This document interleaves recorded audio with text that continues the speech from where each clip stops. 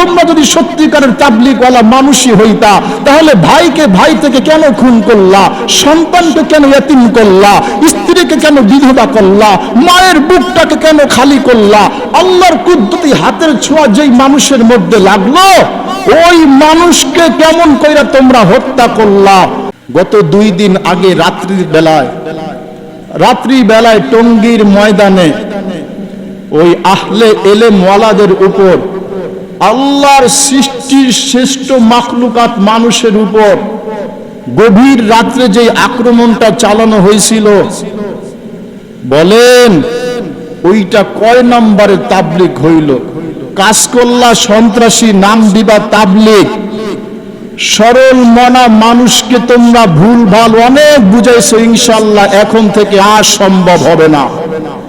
সরল মনা মানুষকে তোমরা বুঝাইছো আমরাও তো তাবলীগ করি, কিন্তু যে সন্ত্রাসী টাইপে তোমরা হামলা করলা, মানুষের জীবন নিয়ে নিলা, এটা কয় নম্বরের তাবলীগ বলো?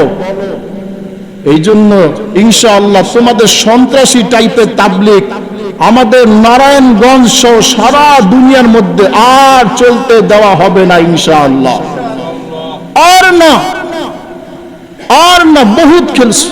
আল্লাহ রাসূল বলেন, মান সালিমাল মুসলিমুনা মিন লিসানিহি ওয়া ইয়াদিহি, প্রকৃত খাঁটি মুমিন মুসলিম হইল ওই ব্যক্তি যার হাত এবং জবান থেকে অন্য মুসলমান নিরাপদ থাকে। তোমরা যদি তাবলীগের নামে তাবলীগই করতা, তাহলে রুমালের মধ্যে কেন ধারালো অস্ত্র নিয়ে সেই মাঠের মধ্যে প্রবেশ করলা? তোমরা যদি প্রকৃত তাবলীগওয়ালা হইতা, আল্লাহর সৃষ্টির সেরা মাখলুকের হাতের ছোঁয়া যেই মাথার মধ্যে লাগছে, ওই মাথায় রক্তাক্ত কেন করলা? তোমরা যদি সত্যিকারের তাবলীগই করতা, তাহলে স্ত্রীকে কেন স্বামীকে হত্যা কইরা বিধবা করলা?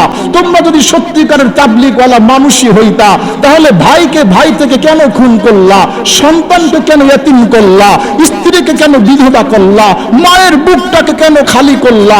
আল্লাহর কুদরতি হাতের ছোঁয়া যেই মানুষের মধ্যে লাগলো, ওই মানুষকে কেমন কইরা তোমরা হত্যা করলা?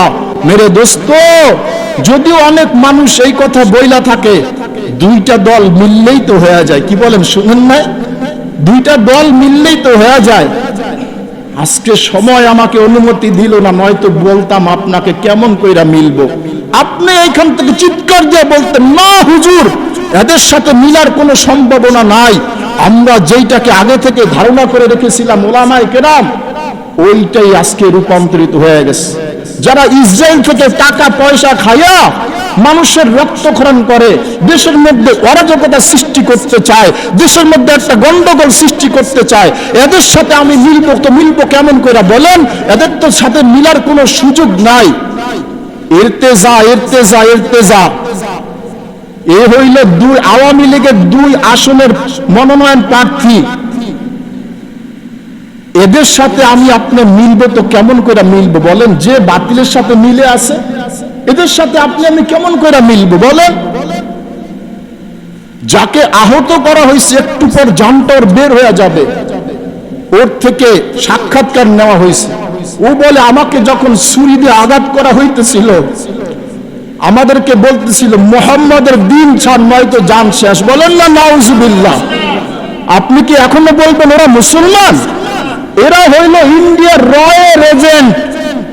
আপনি আমি হয়তো জানি না, ওই তাবলীগে ইস্যু বানায়া টঙ্গীর ময়দানে যে নিহত করছে, আমাদের ভাইদেরকে শহীদ করছে, ওরা সবাই কিন্তু মুসলমান না, তাবলীগওয়ালা না।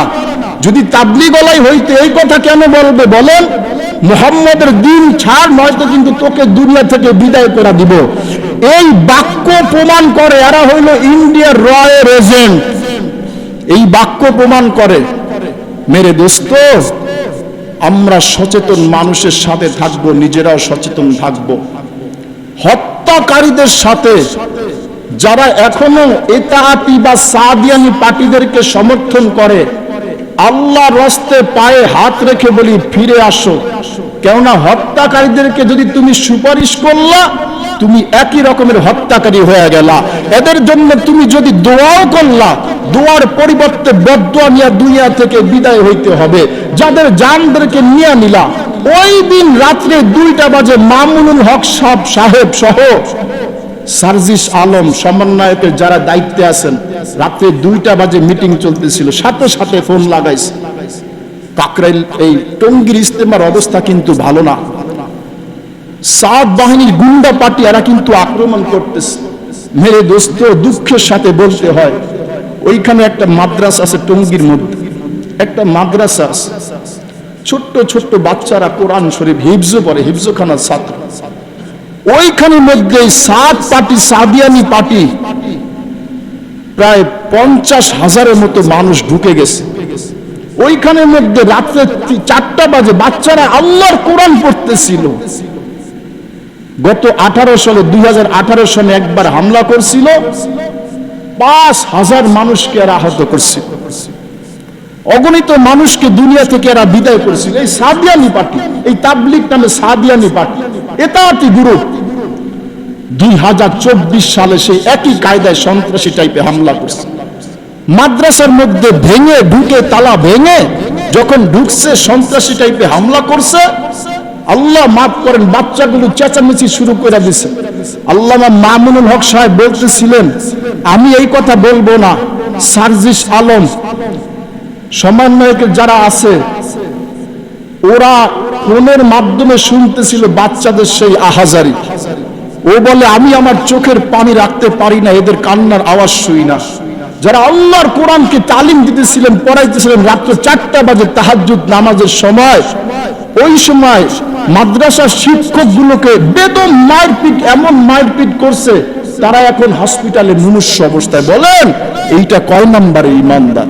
আপনি যদি এখনো তাদের এই সন্ত্রাসীর বিরুদ্ধে সুপারিশ করেন, এখনো যদি আপনি বলেন এদের সাথে মিলেন, এইটা দেশের সাথে যারা দেশকে অরাজকতা সৃষ্টি করতে চায়, দেশের মধ্যে একটা হাঙ্গা দাম্বাগা লাগা দিতে চায়, জাতিসংঘের কাছে পেশ করতে চায়। দেখেন, এই দেখেন, আমরা ক্ষমতা ছাড়তে দেরি, দেশের মধ্যে এখন শান্তিতে নাই।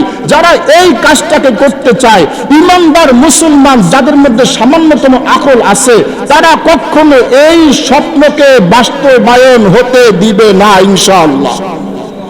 ইনশাআল্লাহ।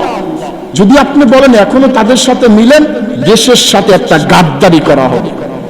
যদি বলেন এদের সাথে আপনারা মিলেন, যাদেরকে খুন করা হয়েছে, শহীদ করা হয়েছে, এদের রক্তের সাথে বেঈমানি করা হবে। আল্লাহ আমাদের সবাইকে, আল্লাহ রাসূল বলেন, লা তাজতামি উম্মতি আলা দালালা, আমার উম্মত কখনো গুমরাহ বাতিল খুনিদের সাথে একমত হইতে পারে না। আল্লাহ রাসূল বলেন, এখানে আমার আপনার কি করার আছে? নেকি পর উভর না খুদ নেকি করনা হয়, और বদি পর উবার না খুদ বদি করনা হয়। নেক কাজে সাহায্য সহযোগিতা করা নেক কাজ করার শামিল, এবং খারাপ কাজে সাহায্য সহযোগিতা করা খারাপ কাজ করার মতনই গুনাহ, খারাপ কাজ করার মতো গুনাহ। একটা ছোট্ট হাদিস বলে শেষ করে দিতেছি। আল্লাহ রাসূল বলেন, একদিকে আমার হাতের দিকে দেখেন, একদিকে পুরা দুনিয়া, পুরা দুনিয়া, চন্দ্র সূর্য সব তো দুনিয়ার মধ্যেই, আর একদিকে হইল একজন মাত্র মানুষ মোমেন। একদিকে পুরা দুনিয়া, আর একদিকে একজন মাত্র একটা মুসলমান মোমেন। এই মুসলমান মোমেনটাকে যদি অন্যায়ভাবে খুন করা হয়, হত্যা করা হয়, আল্লাহ বলেন এই দুনিয়া, পুরা দুনিয়া ধ্বংস হয়ে যাক, আমি আল্লাহর কাছে কিচ্ছু আসে আর যায় না। কিন্তু একটা মানুষ মোমেন মুসলমানকে কেন হত্যা করা হইল, আমি আল্লাহর কাছে এইটা বড় বিষয়। সেইখানের মধ্যে আল্লাহর কোরআন পড়তেছিল, তাহাজ্জুদ নামাজে সিজদায় ছিল, তাসবিহ পড়তেছিল, এদেরকে তোমরা কেমন কইরা খুন করলা? সুতরাং তোমরা প্রমাণ কইরা দিলা আমরা দাওয়াত ও তাবলীগ করি না, আমরা হইলাম ইসরায়েল, আমরা হইলাম ইন্ডিয়ার রয়ের হয়ে কাজ করতেছি, ভেষ ধরা কাজ করতেছি। তোমরা এই ভেষ আর ভোষ ধরা আমাদের সরল মনা মানুষদেরকে আর ধোঁকা দিতে পারবা না। ওই দিন খুনের পর থেকে আজকে থেকে তোমরা খুনি সন্ত্রাসী বাহিনীর এজেন্ডা। আল্লাহ আমাদের সবাইকে হককে বুঝার তৌফিক দান করেন, আমিন। আল্লাহ মৃত্যু পর্যন্ত হকের সাথে কায়েম এবং দায়েম থাকার তৌফিক দান করেন, আমিন। ওয়া মা আলাইনা ইল্লাল বালাগ।